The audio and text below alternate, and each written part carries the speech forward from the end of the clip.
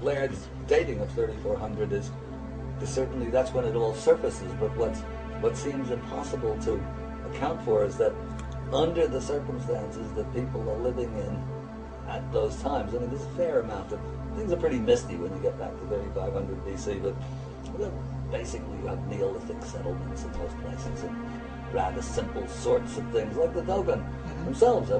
It's a very simple lifestyle that they lead, and then suddenly they've got this incredibly sophisticated science that would appear, unless you can get it by divine inspiration, it would appear to be the result of experiment and deep thought over a long period of time. And my own, I mean, I'm more inclined, since as you said, nothing is provable, but I'm much more inclined to think that this is the result of long periods of development that disappear when this cataclysm hits and the ice age breaks up, and that somehow the knowledge is kept intact, that somewhere it's kept more or less intact, only to resurface as if by magic practically everywhere in the world. I mean, it's India, it's China, it's Mesoamerica, it's Egypt, and then it's even among tribes that you wouldn't anticipate would have this, when you see it with the Dogon and the Maori, and I'm sure if we start looking now we're going to find it with the Oromo and the Eskimos and who else,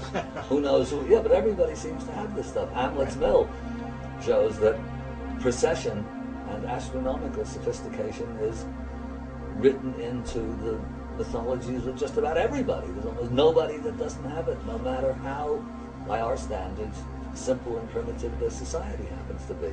So what's neat about it is that they have to rewrite the whole history of everything. And this is good, because if in their arrogance they're looking at our society as the most advanced that there is, with the nonsense that's going on and the total destruction of just about everything, it's of tremendous importance. It's not just a scholarly quibble, but it's of huge importance to recognize that you can have this advanced knowledge and you don't have to deploy it in the way that we do. That's right. And if the viewpoint you come from is that the information did come off of our own world, then it almost has to have come from a prior civilization. There's almost no way, I mean, I agree completely, that there's almost no way it could have just spontaneously emerged if it came off of our own planet.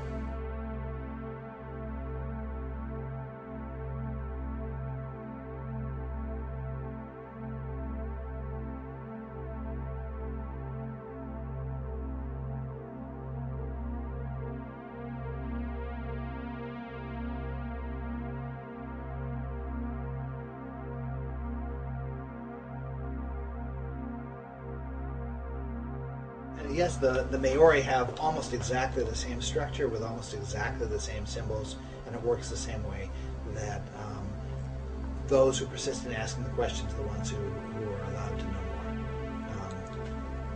more. It seems like a really smart way to have set things up. It encourages education, it encourages thinking, it encourages, it also filters out people who are not genuinely serious about the religion. Naturally, the ones who are serious about it are the ones who make it in.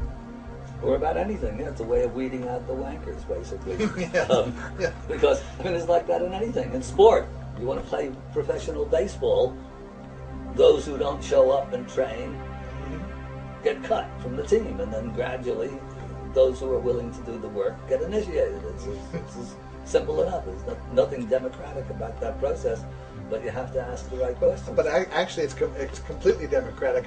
From another point of view, that anybody can get in. You don't have to be related to somebody. Well, and then what happens is that it becomes nepotistic, and it becomes paternalistic, and it becomes hereditary. And as soon as it becomes hereditary, it's doomed. In Egypt, that was the same thing, according to Schwaller anyway, that you couldn't become pharaoh because that was a bloodline thing, but you could become vizier, or chief of the scribes, or chief of the prophets, or whatever, and basically by asking the right questions. Even briefly in Christianity, that was there for a couple of hundred years in early medieval Christianity, where you couldn't become king or or lord of wherever you were born, but you could, at least in theory, become pope.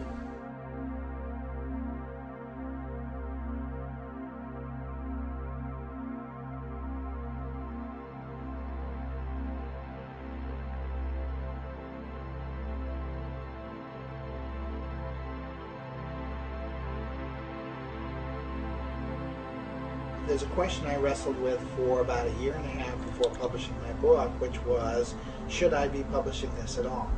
That if I'm right about my theory, what business do I have as an author to present this, well, what I see to be internal secrets of a long religious tradition? What right do I have to come forward and present this publicly? The anthropologists, excuse me, the anthropologists who study the Dogon were constrained by ethics of their own profession, and they felt constrained by having been directly initiates of information from priests. I, as an outsider, was not falling under those same constraints, so I had to ask that question for myself. And the conclusion that I came to really comes out of the Egyptian hieroglyphs. It also comes out of the Dogon religion. That whoever put these symbols together and whoever formulated these myths around the symbols didn't make any obvious attempt to hide anything. Everything was laid out in plain view, hidden in plain sight, as I say.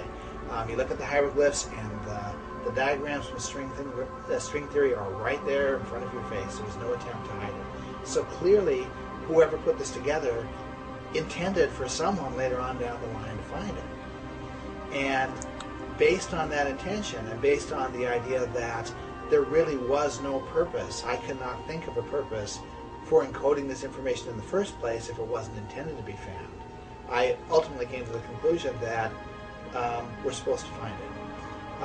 I was also struck by the fact that there's only about 15 or 20 years worth of information here that modern science is not privy to. Modern science is not able to get at directly.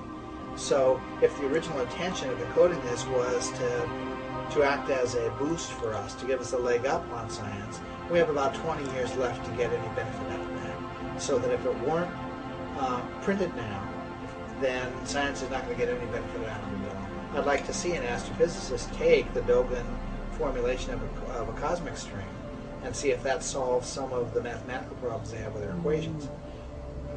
Now's the chance to do it. A lot of people have always thought that they were incorporating this information into their structures in order to, knowledgeably, so that knowing that things were coming unstuck. The Great Pyramid is often thought to be a repository of wisdom, and I've always resisted that. I must say, I always thought they were doing it simply for themselves because it was the best way to pass that information along. Maybe it's both, actually, because I'm thinking this recent work that I've been doing, reading that I've been doing on the yugas and on the cycles of time, and I'm inclined to think that at higher levels of civilization, they understood that it was, let's say, that it was high summer and that autumn was going to follow and then winter, so they wanted something like, exactly like a granary, where you store perfect symbol for where you store the seeds until it's time to plant again. And so it may be that these things all over the world are consciously designed so that they can be passed on over the generations, even when the inner meanings have been completely lost. They still resonate because they're valid, as opposed to some, stupid superstition like Darwinian evolution or something of the sort. Yes. But so these things get passed on, and so they serve as both. In other words, in their own time, because they're the simplest, you don't need higher mathematics to understand these things. I mean, we come at them through higher mathematics, and then say, well, gee, maybe we didn't need the math after all. All we had to do was listen to the Dogon.